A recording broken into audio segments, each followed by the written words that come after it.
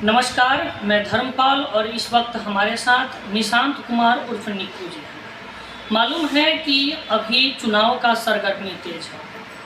निशांत कुमार निक्कू जी हाजीपुर के ward number 44 से चुनाव लड़ने वाले थे, लेकिन महिला क्षेत्र होने के कारण इनकी मम्मी चुनाव लड़ रही है। उनका ये प्रत्याशी का ये प्रतिनिधित्व करेंगे।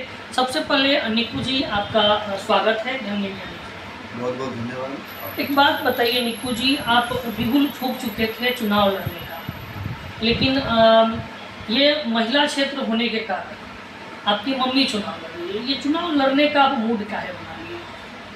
जैसा कि बहुत पहले मैंने बताया था कि कनपुड़ा जो पंचायत था और जब नगर परिषद में आया था जी, तो मैं पहला उम्मीदवार था जो लोग के बीच में ये घोषणा कर दिया था कि मैं ये चुनाव लड़ूंगा। और उस समय से वैसे तो मेरा काम बहुत पहले से चल रहा है, 4-5 सालों से मेरा काम चल रहा है।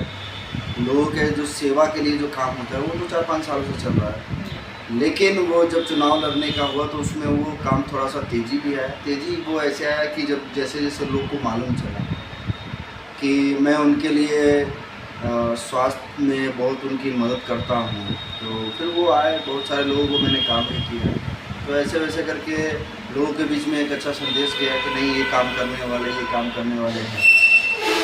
और तब से आज तक यही बनता आ गया है। अभी क्षेत्र में बहुत अच्छा माहौल है। लोगों का दर्द आपसे सहन नहीं हुआ? हाँ बिल्कुल, ये इसको चुनाव से जोड़ के मैं नहीं चलता था, क्योंकि मैंने बहुत सारे लोगों की मदद तब की थी जब चुनाव लड़ने की बात भी नहीं हुई थी, और उन लोगों ने ही मुझे चुनाव में खड़ा किया। तो और भी बहुत सारी समस्याएं थी, जैसे इंदिरा आवास जैसी योजनाएं थी पंचायत में, और जो मैं गांव में घूमा तो बहुत सारे घर ऐसे जो अभी भी कच्चे मकान के थे, झोपड़ी थे। तो झोपड़ी क्यों रह गए, एक सवाल था। कि जब सरकार ने इंदिरा आवास के माध्यम से सब कुछ छत अब दे तो रहा इंदिरा है। आवास अब बदल गया है, आवास हाँ, योजना। मैं उसी का हूँ। पहले वो जो पंचायत थी, अभी तो मैं तो कहने के जनप्रतिनिधियों का जो दायित्व था वो उन्होंने नहीं निभाया अच्छे से। तो जनता में एक मायूसी थी और उम्मीद की एक नज़रों से मेरे तरफ देख रहे थे कि हाँ, ये लड़का कुछ करेगा। तो उनका उम्मीद हमारी ताकत बन के आता गया, और फिर मैं जनता के बीच में बहुत ताकत से गया। कुछ राजनीतिक साजिशें भी हुई इस दौरान। जब मैं लोगों की सेवा कर रहा था तब मुझे टेक्निकल रूप से फंसाने का भी कोशिश हुआ। फिर हालांकि मैं संघर्षों से गुजरने वाला इंसान हूँ, चाहे लोगों की सेवा करना हो या कोई काम ही करना हो, तो मैं बहुत संघर्षशील इंसान हूँ। मैं किसी काम को नहीं छोड़ता। एक बार जो अगर मैं इतने प्रत्याशी हैं, मैं दावे के साथ आपको कहता हूँ कि एक भी यहाँ पे देखिए 3 विचारधारा चल रहा है। एक विचारधारा वैसा है जो सिर्फ दारू मुर्गा इन सब चीज़ों पे ही है कि शराब बंद है फिर भी? नहीं, शराब बंद नहीं है। आप जाके देखिए, यहाँ पे कुछ क्षेत्र ऐसे मिल जाएंगे जहाँ बिना रात में बिना दारू का कोई भी मतलब ये नहीं हो रहा है। तो ये खैर ये अंदर की बातें हैं। दूसरी विचारधारा ये है कि यहाँ पे कुछ लोग ऐसे हैं जो जिनको सिर्फ चुनाव लड़ना है।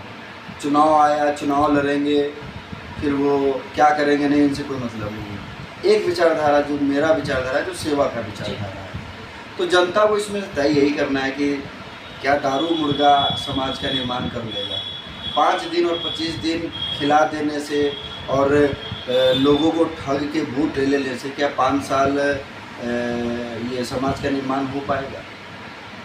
कनपुड़ा कहीं ना कहीं शिक्षित समाज है, समझदार समाज है। वो इस सब बातों को समझेगी और समझ भी रही है। वो अपने लिए एक अच्छा प्रतिनिधि ही चुनेगी। दूसरा, उन्होंने एक ऐसा कैंडिडेट भी देखा है जो रात के 12 बजे खुद की गाड़ी से अगर कोई कॉल करता है तो एम्बुलेंस ना भी हो, तो मैं अपनी गाड़ी से लोग को लेके PMCH गया।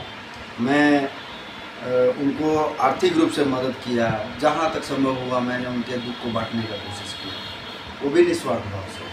तो ये 1-2 चीज़ है। तो जनता इस बीच में कहीं न कहीं अपना प्रतिनिधित्व चुन लेगी, पूरा भरोसा है। आपको जब चुनाव आप प्रत्याशी नहीं थे तब जाकर आप लोगों का मदद किए हैं। जब आप चुनाव लड़ेंगे, जनता आपको चुनेगी, क्या बदलाव होगा क्षेत्र में? और सबसे पहले 2-3 चीज़ बदलाव होगा जो राजनीति से पूरा हट के रहेगा। मेरा जो भी चुनाव जीतने के बाद का कार्यक्रम रहेगा, वो जो भी राशि आएगी वो योजना के तहत जो भी अलॉटमेंट होगा सही हो जाएगा। 2-3 मैं अलग से करने वाला हूँ। जैसे मैं एक बहुत पहले ही अपना विज़न बता दिया हूँ कि यहाँ पे स्वास्थ्य में बहुत अच्छा काम होगा। अभी PHC है एक हमारे कनपुरा 44 में जो दरगाह के पास है, तो वहाँ वो जो बंद पड़ा PHC है उसको चालू कराया जाएगा और जिसमें डॉक्टर की नियुक्ति कराई जाएगी और उसमें जांच का मशीन जो पैथो लैब होता है ना, वो भी बैठाया जाएगा। तो ये चीज़ काम है। ये एक सरकारी स्कूल है हमारे यहाँ, वो सरकारी स्कूल को डिजिटाइज किया जाएगा। वहाँ पे सारे इंफ्रास्ट्रक्चर को बदला जाएगा और डिजिटल बोर्ड लगेगा, बेंच टेबल बदलेगा, शौचालय बहुत अच्छा हो जाएगा, पानी पीने का जो व्यवस्था सब वो करा के अच्छे टीचर का नियुक्ति करवाया जाएगा। और इन सब चाहिए बहुत सारी चीज़ें हैं, शिक्षा है, स्वास्थ्य है। और रह गई बाकी योजनाओं का, तो वो तो मैं गारंटी देता हूँ कि 100% वो लागू होगा। वो इंदिरा आवास हो या पेंशन हो या राशन हो या जो भी कार्ड सरकारी हो, आयुष्मान कार्ड सबसे इम्पोर्टेंट है। आयुष्मान कार्ड आज के टाइम में जो बहुत सारे लोगों को शायद नहीं बना या उनको इम्पोर्टेंस के बारे में जानकारी नहीं है, लेकिन वो बहुत ज़रूरी है। आयुष्मान कार्ड सबका बनना बहुत ज़रूरी है, खासकर गरीब लोगों को। तो इन सब सारी चीज़ों को ध्यान में रखा जाएगा। कुल मिला के जनता से जुड़ा हुआ जितना भी मुद्दा है जो मैं समझ चुका हूँ और उन सारी चीज़ों का इम्प्लीमेंटेशन मैं कर दूँगा चुनाव जीतते हैं। ये बहुत अच्छा है, लेकिन कहीं न कहीं जो भी सामने जो प्रत्याशी हैं उनका आप सामना कर पाएंगे। जनता की सेवा करेंगे।